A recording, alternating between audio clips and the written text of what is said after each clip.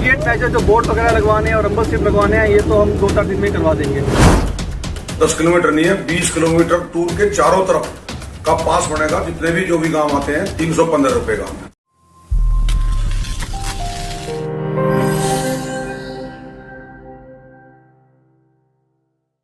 सोहना गुरुग्राम मार्ग पर घामडोस गांव के समीप बनाए गए टोल प्लाजा पर स्थानीय निवासियों व टोल कंपनी के बीच बढ़ते विवाद को देखते हुए हरियाणा के उप मुख्यमंत्री दुष्यंत चौटाला ने मामले में संज्ञान लेते हुए टोल प्लाजा कंपनी व टोल संघर्ष समिति के साथ मंगलवार को दिल्ली में बैठक करने के बाद पीडब्ल्यूडी के अधिकारी व एनएचएआई अधिकारियों को घामडोस टोल मार्ग का निरीक्षण करने के आदेश जारी किए गए थे, जिस आदेश के तहत अधिकारियों ने टोल मार्ग का निरीक्षण किया, जिस निरीक्षण में टोल संघर्ष समिति के सदस्य भी निरीक्षण कमेटी के साथ मौजूद रहे।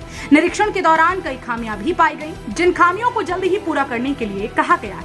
लेकिन अफसोस इस बात का है कि एनएचएआई कंपनी द्वारा आधी अधूरी सुविधाओं के बीच ही टोल वसूलना शुरू कर दिया गया। सड़क का काम हमने देखा, सड़क तो वैसे काफी बन चुकी है। कुछ एक जगह परेशानियां हैं, जैसे नाली की परेशानी है और कुछ इंटरसेक्शन की परेशानी है, वो हम एनएचए से टेकअप करेंगे और कोशिश करेंगे कि सारी खामी जल्द से जल्द। ये तो देखिए सरकार का नियम है। कल इन्होंने अपने जो मांग है डिप्टी सीएम साहब के आगे पेश कर दी थी। अब वो आगे सरकार से टेकअप करेंगे, उसके बाद ही उन्होंने नाली कनेक्शन नहीं कर रखा डिस्पोजल से, और थोड़ा इंटरसेक्शन है उसको प्रॉपर बनवाना होगा। उसके लिए हम एनएचए से टेकअप करेंगे। इमीडिएट मेजर जो बोर्ड वगैरह लगवाने हैं और रंबर स्ट्रिप लगवाने हैं, ये तो हम 2-4 दिन में करवा देंगे। उसके बाद उसे टेकअप करेंगे जंक्शन की इंप्रूवमेंट के लिए, तो थोड़ा सा पहले चलेगा। उप मुख्यमंत्री के साथ हुई बैठक से सोहनावासियों को कोई राहत नहीं मिली, जिसे लेकर टोल संघर्ष समिति के सदस्य 27 अप्रैल को एक बैठक का आयोजन करेंगे, जिस बैठक में इलाके के मौजूद लोगों को भी शामिल किया जाएगा। जिस मीटिंग में यह फैसला लिया जाएगा कि टोल कंपनी द्वारा स्थानीय लोगों को की जा रही टोल वसूली को कैसे फ्री कराया जाए और आगे से संघर्ष की रणनीति कैसे तैयार की जाए। लेकिन देखने वाली बात यह होगी, क्या सोहनावासी इस मकसद में कामयाब हो पाएंगे या फिर टोल की अदायगी करने के बाद ही टोल प्लाजा से गुजरना पड़ेगा। कल मुख्यमंत्री से मीटिंग थी दिल्ली में। काफी देर चर्चा करने के बाद एक निर्णय पे पहुंचे हैं कि तो जो प्रदेश में और जो टूल के जो कर्मचारी थे, जो ये कहते थे कि भाई 10 किलोमीटर इधर और 10 किलोमीटर इधर में हम पास देंगे, वो 10 किलोमीटर नहीं है, 20 किलोमीटर टूल के चारों तरफ का पास बनेगा। जितने भी जो भी गांव आते हैं 315 रुपए का। एक तो ये तय हुई बात, जिससे पूरे प्रदेश में भी मैसेज गया। बहुत से टूलों में इस तरह की अफवाहें थी, अगर भाई ये टूल के कर्मचारी हमें इस तरह के पास नहीं बनाते। एक तो ये निर्णय हुआ है। दूसरा ये है कि हमारे स्पेशल सोना एरिया में जो 25 राउंड की जो बात करते थे टूल वाले में, 25 ही ट्रिप हम ले सकते हैं 315 रुपए में, वो अनलिमिटेड कर दी गई है। अब हम कितनी बार जाएं, कितनी बार आए। तीसरा बात यह है कि जो हमारी संघर्ष समिति जिस चीज के लड़ रही थी, जो हम फ्री कराने की बात थी, जिसमें काफी दिनों से एक अफवाह चल रही थी हमारे यहाँ, अगर भाई 4-5 गांवों का फ्री टोल कर दिया गया है, वो किसी का भी फ्री टोल नहीं है, वो गुमराह सिर्फ हमको किया जा रहा। उसके लिए हमारी संघर्ष समिति अभी लड़ाई जारी रखेगी।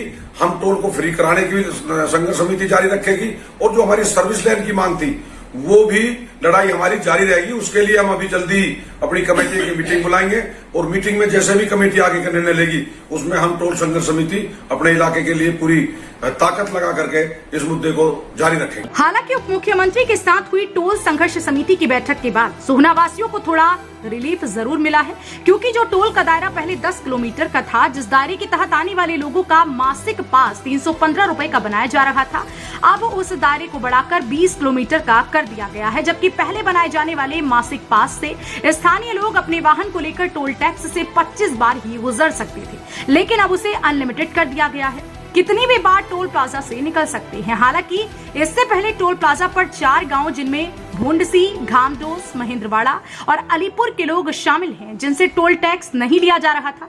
लेकिन टोल संघर्ष समिति के सदस्यों की माने तो उन्हें कुछ राजनीतिक लोग गुमराह कर रहे हैं।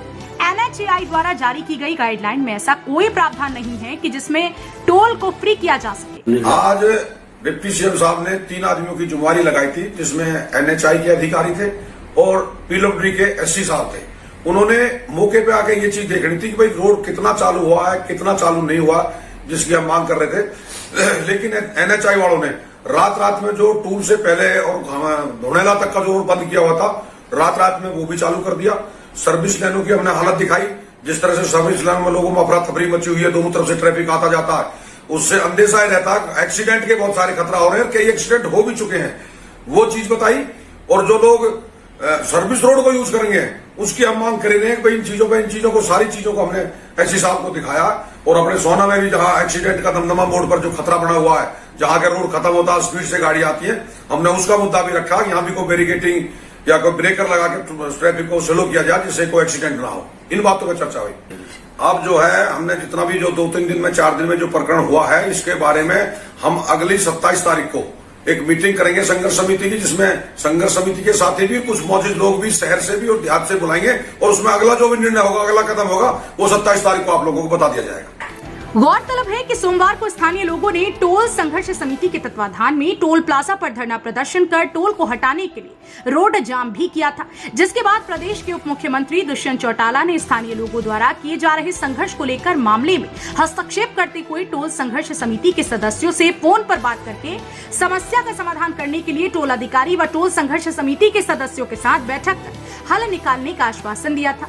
लेकिन उप मुख्यमंत्री द्वारा की गई बैठक के बाद भी सोहनावासियों के हाथ मायूसी ही हाथ लगी, जिसे लेकर टोल संघर्ष समिति ने 27 अप्रैल को एक बैठक किया जाएगा, जिसमें बैठक में इलाके के मौजूद लोग भी मौजूद रहेंगे। लेकिन देखना इस बात का होगा कि बैठक में टोल प्लाजा के खिलाफ संघर्ष करने के लिए बिगुल बजाने का फैसला लिया जाता है या फिर कोई और रणनीति तैयार की जाती है। हरियाणा वरदान के लिए सोहना से संवाददाता विशाल राघव की रिपोर्ट।